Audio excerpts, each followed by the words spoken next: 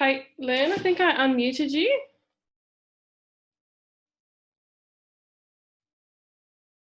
Hold on.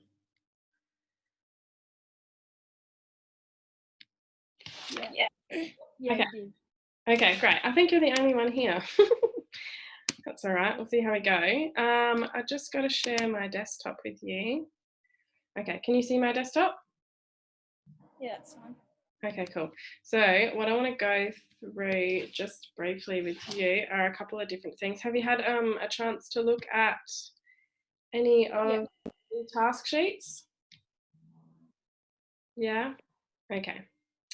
So let's just go through this first. I want to bring this over here. Okay, so there is a video that I'm hoping you've watched, but it's fine if you haven't. I think the first one is this one. Internet's pretty shocking at school at the moment. I'll get it to load. FASD. Oh, so I'm going to play the video and then we'll go from there, okay? And I think, let me just, if I play the video, can you hear it? Yeah, I can. Okay, great. All right, I'm going to play it. FASD is everybody's business. I've actually found that it's a lonely journey. FASD needs to come out of the closet.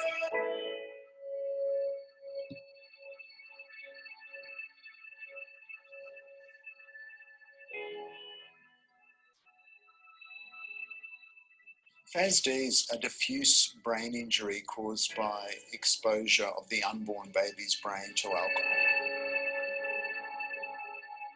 FASD occurs in all sectors of our society, and in studies internationally, it's thought that between 2 and 5% of the general population may be affected by FASD. It's probably where ADHD was 20 years ago in Australia. Some scepticism, some, oh, is it real?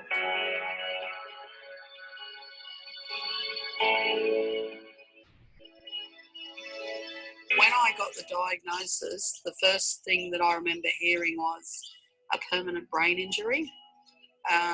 It could not be fixed. I remember hearing that and it's like my whole world fell apart.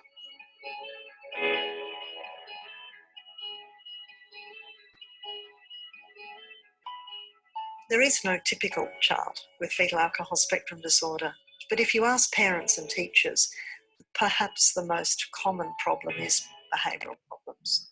You know, the fact of the matter is 80% of these children, if they don't have the supports, end up either in an institution, in jail, you know, living on the streets with health issues. They're just unable to live in the community unsupported. And so you've got to have that knowledge so that you can then put the supports in place. Health professionals, I've found, don't always understand what FASD is. It's very important when you find a therapist, like an OT or a speech, that they have some awareness or understanding, or they're willing to learn, so that the best outcome for your child is achieved.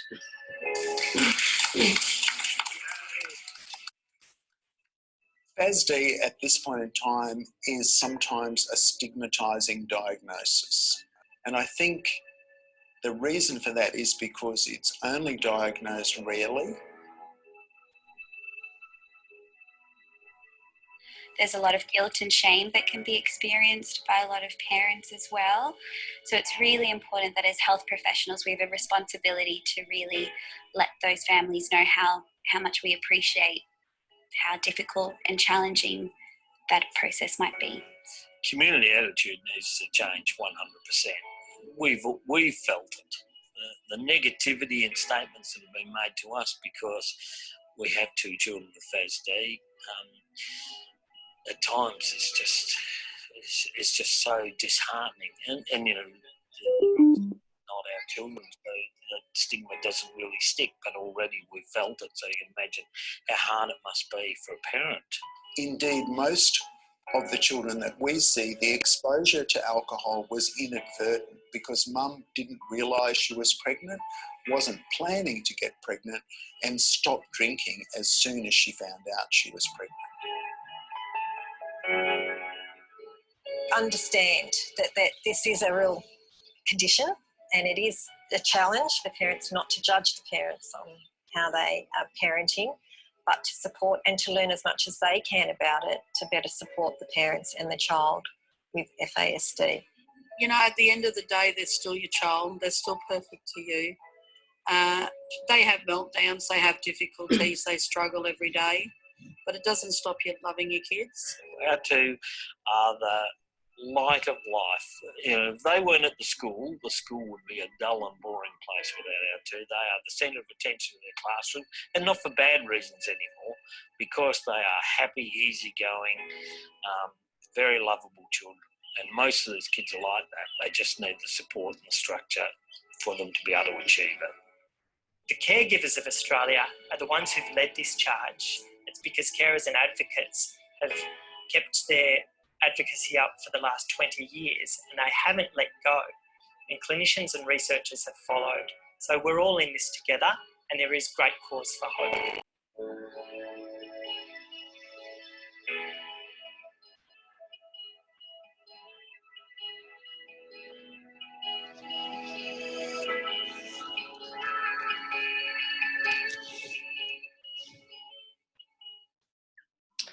Oh, alrighty. So what were some key points that you got from that video? Caitlin?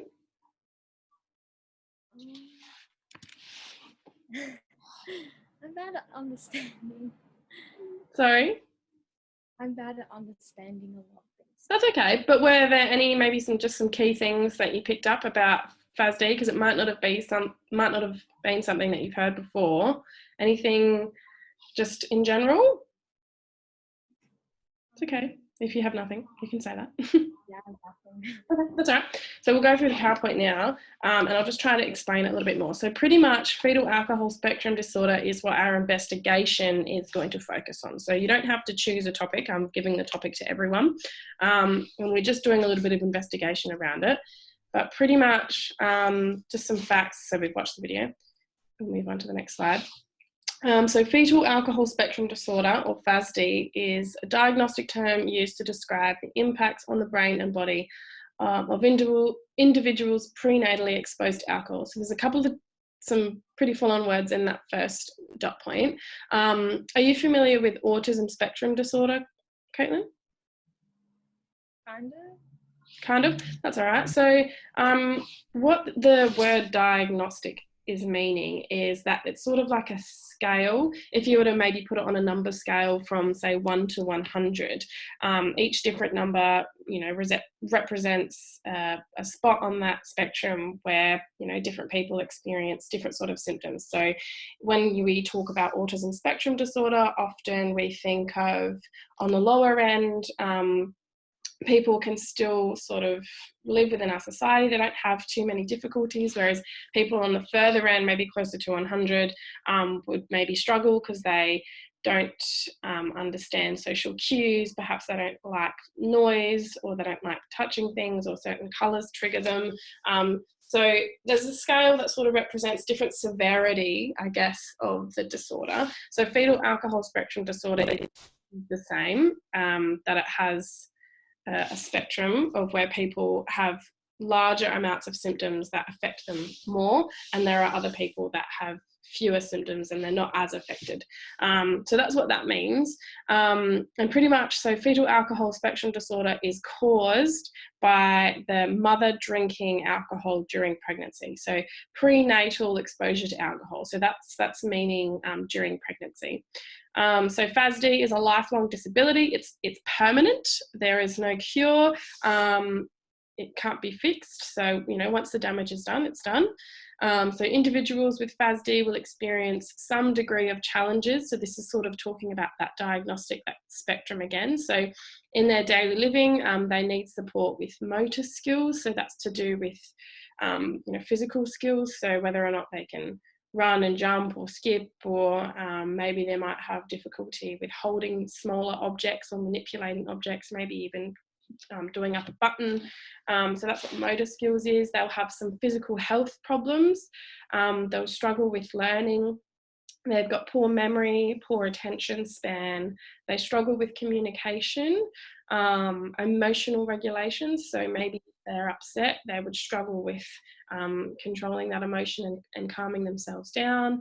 They struggle with social skills and struggle to reach their full potential. So there's a wide range of things that people with FASD experience. And each individual is unique, just like everybody else. They've all got their own struggles, so no person that is diagnosed with FASD is the same, just like you would expect with autism spectrum disorder. So FASD is a condition that is an outcome of parents either not being aware of the dangers of alcohol use when pregnant, so maybe they don't have the education around the impact of alcohol on an unborn baby, or they weren't planning their pregnancy. They didn't plan on being pregnancy at all, so they were drinking without realising that they were pregnant. Or they weren't being supported to stay healthy during pregnancy. So in class the other day, we spoke about how, if you're going to a family event and there's alcohol involved, sometimes you might be pressured to consume alcohol because maybe there's people around you that don't have the education just as you, or maybe you don't want to be left out and you sort of think, oh, one drink won't hurt the baby, whereas we don't know that one drink will hurt the baby or not.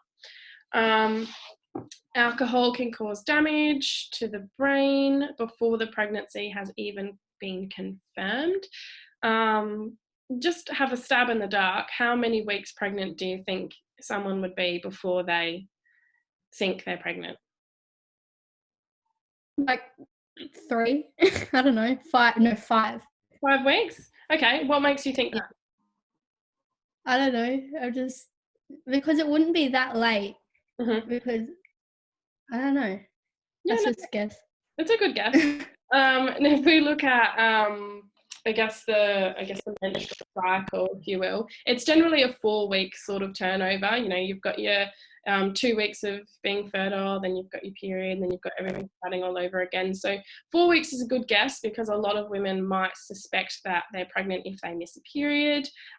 Maybe they might suspect if they're getting different symptoms like morning sickness, which generally morning sickness doesn't happen until maybe like 6 or 8 weeks actually. So some women don't suspect that they're pregnant until quite later in the pregnancy, where there can be a lot of damage already from drinking. Because if you don't know you're pregnant and it's a Friday night and you go to a friend's house and have 1 or 2 drinks, you wouldn't think it's a big deal because you don't know you're pregnant pretty much. So that was a really good guess. The level of harm is dependent on a wide range of factors, making it impossible to predict the outcome of alcohol exposure. So sort of I mentioned before, if somebody says, oh, 1 drink won't hurt the baby, we don't really know whether or not 1 drink will or won't hurt the baby because it depends on lots of different things. It depends just down the bottom on the frequency of alcohol use, the parent age, whether they're an old or a younger woman, the health of the mother, whether they have good nutrition, whether they smoke, whether they've got mental health, different environmental factors. So there's lots of different things that can actually increase or decrease the likelihood of there being damage from alcohol. These were some facts from the video that we watched. So the first one was, it's a brain injury caused by the exposure of the unborn baby's brain from alcohol. They mentioned that FASD occurs all areas of the population. So we had a bit of a class discussion about this last week, talking about what that means. And that sort of means that all people in our society can be impacted by FASD. It doesn't necessarily get left to the poorer populations or the uneducated populations. People that I guess live in wealth and have good education can still be affected by FASD, because you can be rich and wealthy and have a degree and still not know that you're pregnant and consuming alcohol. So it's not limited to a certain area, which is important to remember. The video mentioned that 2 to 5% of the population is affected and that many are still living undiagnosed and experiencing those daily challenges, and people aren't really understanding them and their challenges. 80% of children who don't get the support they need when they're young mostly end up in institutions or in jail or being homeless, and they don't get the access to health support. Most children that are born with fetal alcohol spectrum disorder, during pregnancy, it was an accident because mum didn't know that she was pregnant or wasn't planning the pregnancy. So some key points to remember. Diagnosing FASD is pretty difficult. There's a lot of different symptoms, which could be a lot of different things as well. It's generally not diagnosed until later in life. It's very difficult to diagnose a baby with FASD unless they have physical features. The biggest symptoms for a child with FASD is more the behavioural sort of thing. So that's why you wouldn't diagnose a child until they're around the age of 2, maybe even up to 8, or maybe even when they're an adolescent, if they don't have those physical features. So just looking at the physical features, just some things here. If you look at the picture, they generally have so a short horizontal length of the eye opening from the inner corner to the outer corner. So they have quite small eyes, a smooth upper lip. So we've got that little ridge at the top of our lip that gives us our Cupid's bow. They generally don't have that. They might have a thin upper lip. They generally have a bit of space in between their eyes. Their head can be a little bit smaller. Just some key sort of physical features that can be picked up when a baby is born. But if a person with FASD doesn't have many physical features, you generally rely on the behavioural symptoms. So it does make it difficult to diagnose. So the learning and behavioural problems are learning difficulties. They have problems with memory. They can be quite impulsive. So perhaps children don't think through what they're going to do, and they just go and do it without thinking whether or not it's the right or wrong thing to do, or not thinking about the consequences. They have a limited attention span, so they're easily distracted. They can be hyperactive. They have difficulty relating actions to consequences. So, for example, pinching someone is going to get you in trouble. It might put you in the naughty corner because pinching someone isn't a very nice thing to do. But they might have difficulty connecting the naughty corner to pinching someone, or pushing someone, or anything along that description. Difficulty following instructions, difficulty with abstract thinking, so very black and white sort of concepts of thinking. They might have slow cognitive processing, so that might take them a bit of time to think about different concepts and understand them. And they have difficulty with relationships, which again can sort of tie in with that action and consequence. A lot of kids don't want to be friends with the mean kid in the classroom, so it can impact their ability to make friends. Looking at treatment, so it's a lifelong disability. It cannot be cured, but a person with FASD can be assisted by programs to help them with their learning and behaviour. So these sorts of programs are more likely to occur when the child is young. It's unlikely that an adolescent or an adult would have access to these sorts of programs. So that's why it's really important to diagnose children as early as possible so that they can get the support. What else? Now we're going to look at your investigation. So that was just a really quick snapshot of the topic. I would encourage you to do a lot more research as we go through, and I'll show you the assessment sheet and where you can get some information. So I'll just quickly go through what it is that you have to do. So students use primary and secondary resources to investigate a contemporary issue. So getting a primary resource would be like an interview or a survey. It's not essential that you get one of these, and it might be a little bit difficult now that we're not at school, so I'm not expecting you or anybody to use a primary resource. But a secondary resource you do have to use, which is what you would normally do, accessing websites and videos and articles and collecting a reference list. So you have to do that. But just looking at the red writing, so students will investigate fetal alcohol spectrum disorder and the impact that this disorder has on health, development and well-being. And I've put in there of children aged 8 to 0 because that is the age group that we focus on.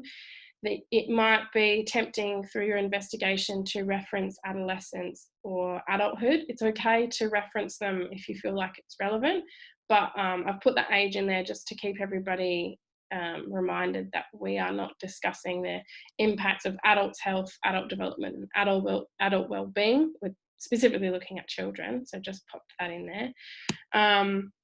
But the actual question you'll do is, what is fetal alcohol spectrum disorder? So you have to define what it is, what are the health and learning implications for a child, and how can it be prevented? So there's a couple of different things that you do have to research and discuss, but I'll break it down for you in the next couple of slides. So it's a maximum of 600 words. If you want to do an oral presentation, of course, that is an option, 4 minutes. Not a lot of people choose to do an oral presentation, so that's up to you. If you want to do it as like a PowerPoint recording, such as I guess what we would be doing now, where you just put a little bit of audio in, that's fine as well. If you don't feel comfortable writing it in a report way, that's an option that we can negotiate, but you have to include referencing. Have you done in-text or footnote referencing in many other subjects?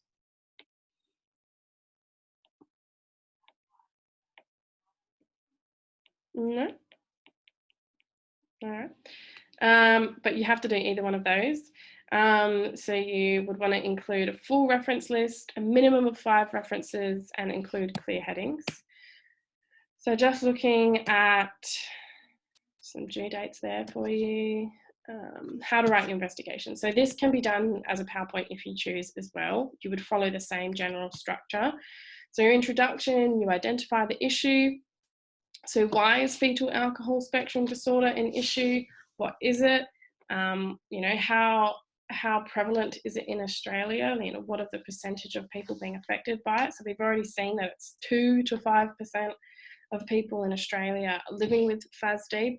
Many of them are living undiagnosed.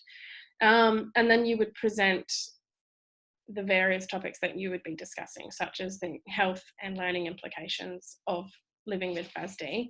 So it'd be very brief introduction where you sort of introduce the topic. Then you would do paragraph 1 where you discuss what causes fetal alcohol spectrum disorder. Now, it would be very easy to just say that fetal alcohol spectrum disorder is caused by exposure to alcohol during pregnancy, but you might want to expand on that and talk about how women don't know that they're pregnant, or perhaps their contraception didn't work, or perhaps they live in a community where they didn't have education about the effects of alcohol during pregnancy. Maybe it is part of their culture to believe that one drink during pregnancy is okay. So try to expand on why fetal alcohol spectrum occurs. So what causes it? What are the immediate symptoms? So that would be health, maybe the facial features as well. There are some growth health implications as well, and just discussing what the learning implications are. All right, in the second paragraph, you would talk about why is fetal alcohol spectrum disorder a modern medical issue. So why is it still happening today? We do have a lot more education about it. We've got advertising about it. Why is it still occurring? So you might discuss Australia's issue with binge drinking, or perhaps the lack of education. How common is alcohol consumption and misuse in Australia? So just brainstorming some different things there. I'm expecting your first paragraph to be bigger than your second paragraph as a guide for you.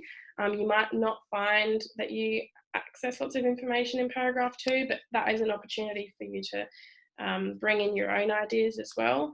But just going back to the first paragraph, so what are the immediate symptoms? So looking at health and learning implications, try to tie in some well-being stuff in there as well. So if you've got children that are, you know, the naughty kids, labelled as the naughty kids in the class, and they can't make a lot of friends, how is that going to impact on their well-being? Are they going to be isolated within their community? What sorts of things can that lead to? And then you do your conclusion. So again, not too big, 100 words, just a guide, but you would explain your decision about how the issue could be addressed.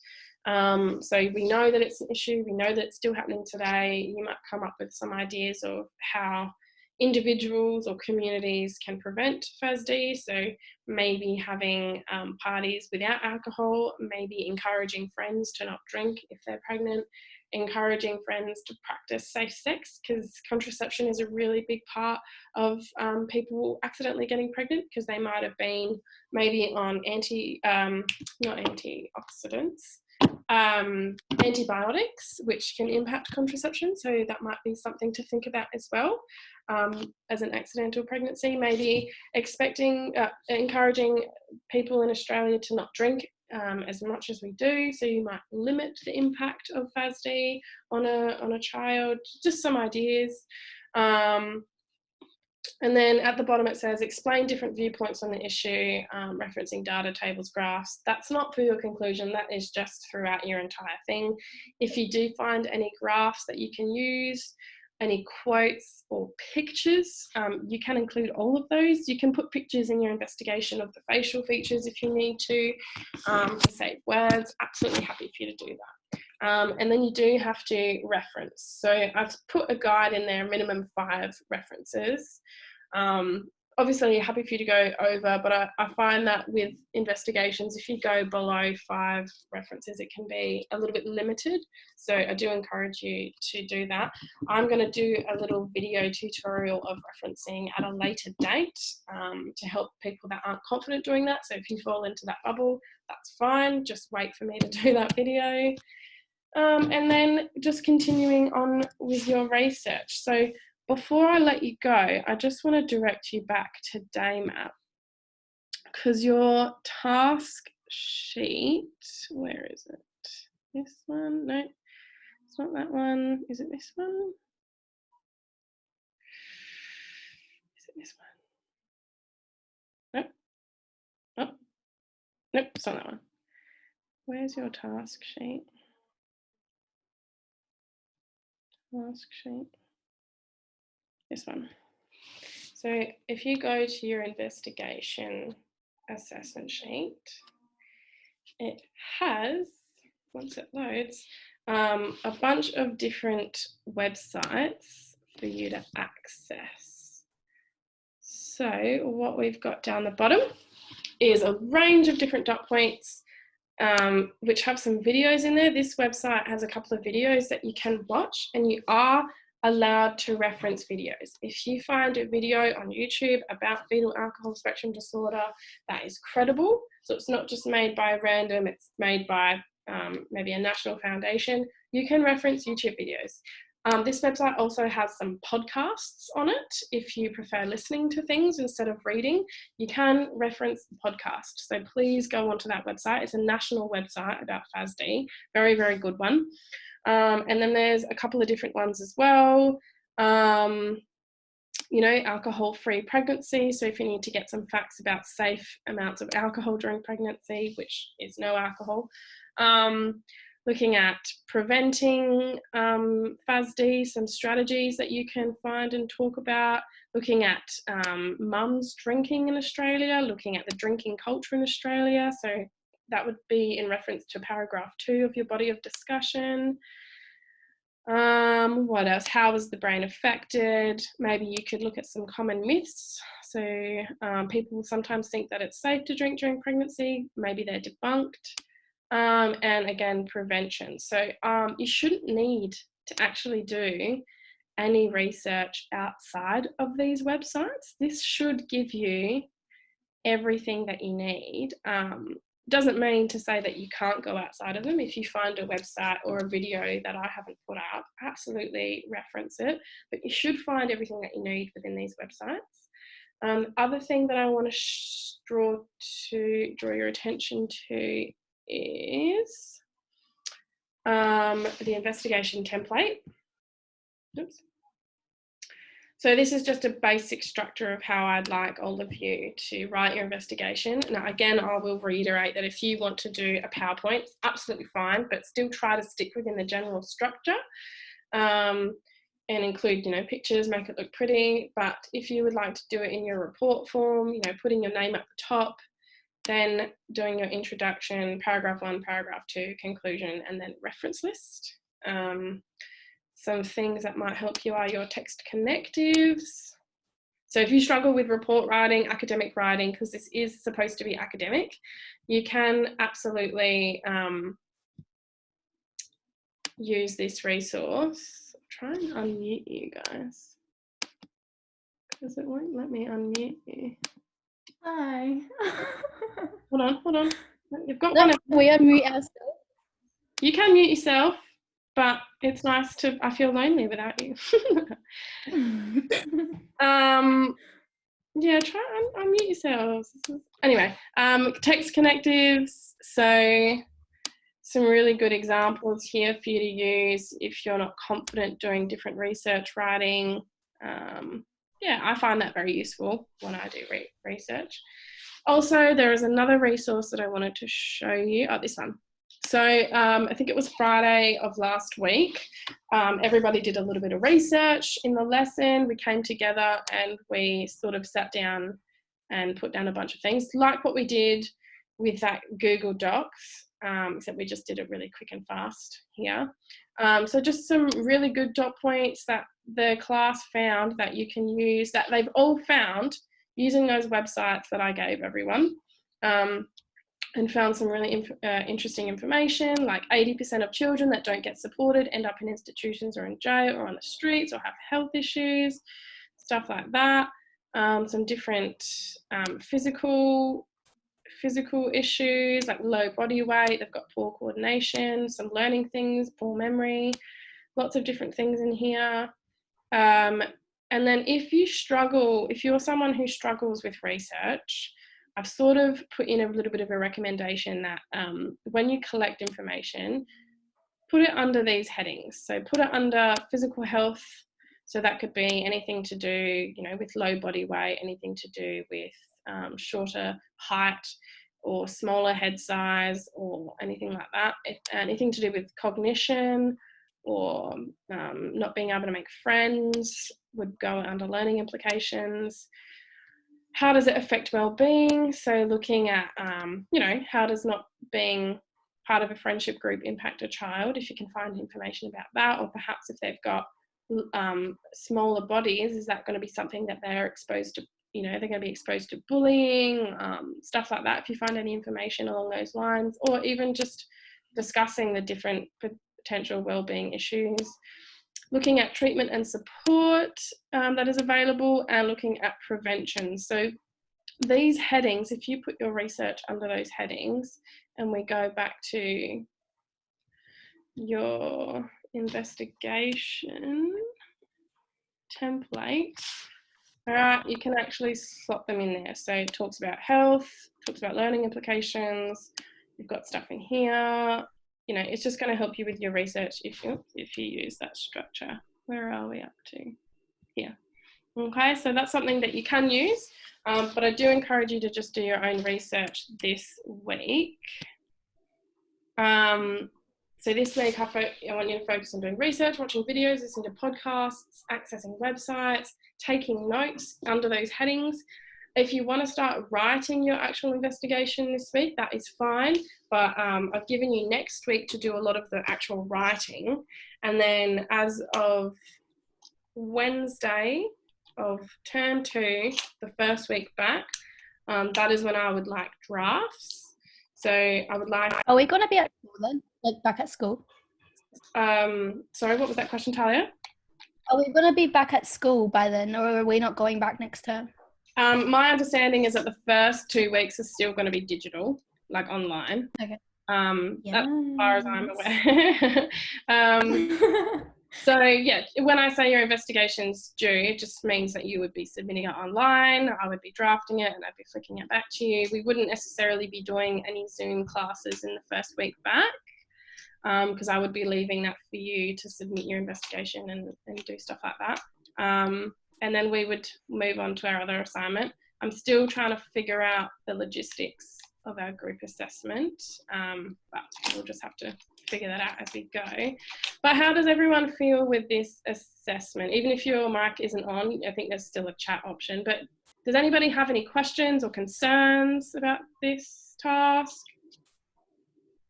No. No, that's good. Okay, so it's pretty simple. yeah, I mean, it's only one topic. Easier than the other one. It's Yeah. easier than the group one. Yeah, the group one was going to be complex. But, so this is individual, of course. So just, yeah, trying to get as much resource, as much information as you can this week. Because the more information you can find, and in particular about the health and well-being, that's something, where is the slide that I didn't actually go through that I should probably go through? This one. So this is what I guess I'm marking you on, if you will. So the first thing is investigation of contemporary issues related to safety, health and well-being of children. So the contemporary issue, so your investigation is about FASD and it being modern contemporary issue because it's still happening, and you have to relate it to children's health and well-being. So you should be able to do that because there are health implications and well-being implications, and the depth that you go into that will, I guess, put you in a certain bracket. But so you need to do that, which you should be able to do. Then your identification and use of primary or secondary sources. So you have to research and reference your research, and you have to acknowledge it appropriately. So an example of a C for that would be just putting in a reference list, just a really basic reference list or a bibliography. That would probably get you a C. Looking at a B would be actually doing a proper reference list, and then an A would be a proper reference list with Harvard referencing and in-text or footnote referencing. So that would be the different brackets for that. And also going off of referencing, where it highlights investigation, I could be giving you a C for that particular investigation if you have 5 references. If you have 5 to 8, I might put you in that B. If you have above 11 or something like that, it would probably put you in the A bracket. So that's how referencing sort of goes. I'm not expecting many people to get more than 8 references because I feel like that's a lot, which is why I've sort of put it in the B plus A bracket.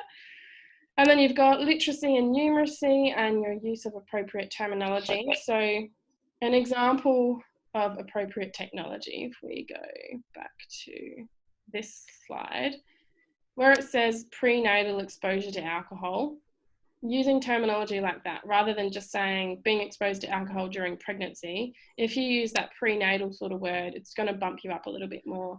If you mention, a baby's exposure during pregnancy instead of a fetus, using the word fetus is more accurate because it's an unborn baby. Using those sorts of words are actually going to get you higher grades in terms of that one. And then reflection on contemporary issues related to child development. So that's pretty much your conclusion. So after doing your research, you reflect on the contemporary issue related to child development, and you draw your conclusions about how it can be reduced, why is it so prevalent, stuff like that. Does that sort of make sense? Mm. All right, cool. Yeah. Yes. Any other questions? No? Okay. So what I'll do is I'll just leave it with you then. Please make use of the websites that I've given you. Please watch the videos. It says up here a little just task 1 checklist what to do. I played the first video, and then there's another video that I would like you to watch. There's also a podcast. It's in the first website of the assessment sheet, which is really good as well. That comes from a GP's perspective about FASD, so you could use some information there. And just using as much of this stuff as you can. That's pretty much all I can say. And just focus this week on research. Don't worry about writing it. Write it next week, because if you try to write it first, you might get a bit overwhelmed. All right, so I love that. If you guys want to drop out, that's fine, and I'll end this meeting. I'll put up the recording on Daymap as well if you want to rewatch it or anything like that as well. Okay, guys? Okay. Yeah. Okay. Thank Bye. you. You're welcome. Bye. Bye. We'll figure out how to end it. End meeting.